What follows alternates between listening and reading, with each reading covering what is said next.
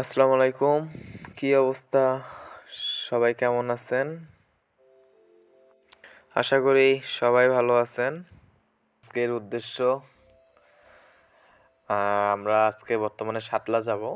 তো সাতলার উদ্দেশ্যেই আমি, আমার পিছে বন্ধু আছে একজন না দুইজন আছে আমার পিছনে। তো আমরা সাতলার উদ্দেশ্যে রওনা করছি।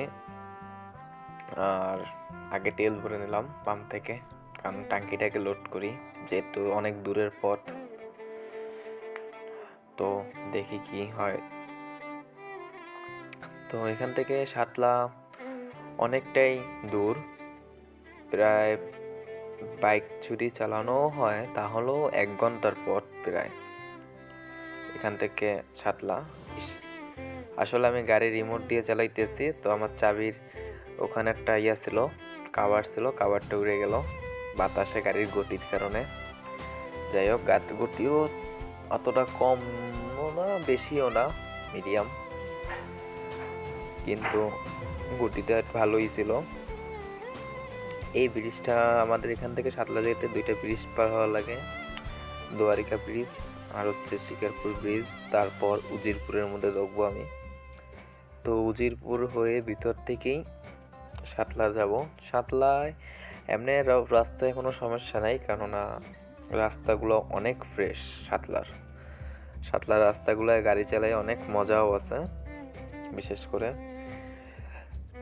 দেখতে দেখতে ব্রিজ একটা পার হলাম, ব্রিজ আরও একটা চলে আসছে, পাশাপাশি 2টা ব্রিজ। তো এটা শিকারপুর ব্রিজ, দোনোটাই একই, দোনোটাই মজা। এই 2টা ব্রিজ পার হওয়ার পরই উজিরপুরের দরজা থেকে আমরা উজিরপুরের ভিতরে ঢুকবো। সাতলা যাচ্ছি একটা বন্ধুর বাসায়, মানে আমাদের একটা বন্ধু আছে, তার বাসাও সাতলা। তো সেই উদ্দেশ্যেই যাচ্ছি, তো সেখানে যাওয়া হচ্ছে। এছাড়াও সাতলা ঘুরতে আমার খুব ভালো লাগে, কেননা শাপলার সিজনে খুব ভালো লাগে আমার কাছে দেখতে। সাতলা আমরা এর আগেও গেছিলাম, তবে একটা মানে কি বলবো, একটা অনেক কাহিনী আছে, সেটাও বলবো। আগে এখান থেকে পার হয়ে উজিরপুর ঢুকি।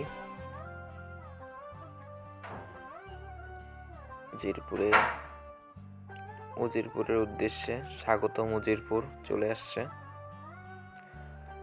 তো এখন উজিরপুরেই যাব। গাড়ির চাপ অনেক, এখানে অনেকটাই টাইম, মানে এখানে এক হিসেবে কাউন্টার, তো যার কারণে অনেকটা জ্যাম থাকেই। এখন টান দেওয়া যায়।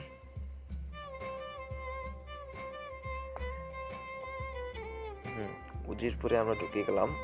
তো এখান থেকেই সাতলা যাব। এখান থেকে ঢোকার পরও প্রায় 40 কি 45 মিনিট গাড়ি চালাতে হবে।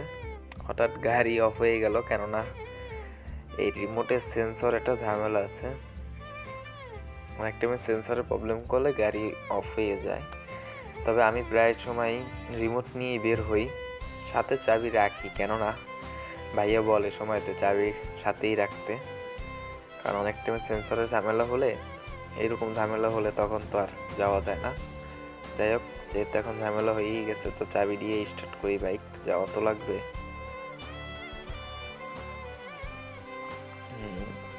এখন রওনা দিই। আমরা উজিরপুরের রোডেই আছি। উজিরপুরের পর উজিরপুর পৌরসভার মধ্যে ঢুকবো।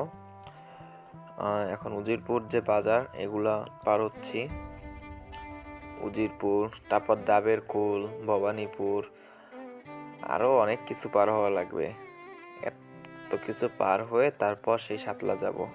হ্যাঁ, সাতলার যেটা কাহিনী আছে, সেই কাহিনী হচ্ছে, এই সাতলা আমি প্রথম আসছি, আমি আর আমার কয়েকটা বন্ধু সাইকেল নিয়ে আসছিলাম। তো আমরা রাত 3টা বাজে রওনা করছিলাম তখন। আমার এখনো মনে আছে, আমরা একটানা সাইকেল চালিয়ে আমরা এখানে আসছিলাম, এই সাতলা এত দূর। এখন বাইক নিয়ে যাচ্ছি। রাস্তা অনেকটাই চেনা, পরিচিত রাস্তাই, তবে কিছু জায়গায় সেই টাইমে অনেক রাস্তা খারাপ ছিল। সেই রাস্তাগুলো এখন সবই পাকা রাস্তাগুলো এখন অনেক ফ্রেশ।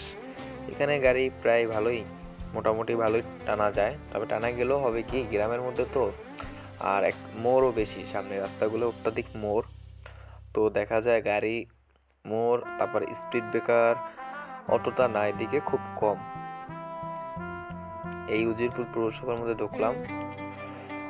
যেহেতু অনেক রাস্তা, সব কিন্তু আপনাদের যে একটা ভিডিওর মধ্যে আমি কখনোই দেখাতে পারবো না। তো বিশেষ করে আমার এই ভিডিওগুলা পার্ট করেই দেওয়া লাগবে। তো আর না নয় এত বড় ভিডিও হবে, কারণ রাস্তা তো কম না, অত্যাধিক রাস্তা। তো দেখা যায় সব ভিডিও দেখাতে পারবো না একটা ভিডিওর মধ্যেই। তা আমিও ভাবছি পার্ট 1, পার্ট 2, পার্ট 3 করেই দেবো। কেননা আমি যখন আসবো তখন আর এক জায়গা থেকে আসবো একটু, সেখানেও অনেক সুন্দর জায়গা। তো এই জন্যই ভাবছি পার্ট 1, 2, 3 করেই দেবো। তো যেহেতু পার্ট 1-এ যতটুকু সম্ভব ততটুকুই আমি দেখাচ্ছি। নেক্সট ভিডিওতে আমি বাকিটা দেখাবো। আর সবাই পার্ট 2-র জন্য একটু ওয়েট করেন, খুব তাড়াতাড়ি চলে আসবে। আল্লাহ হাফেজ।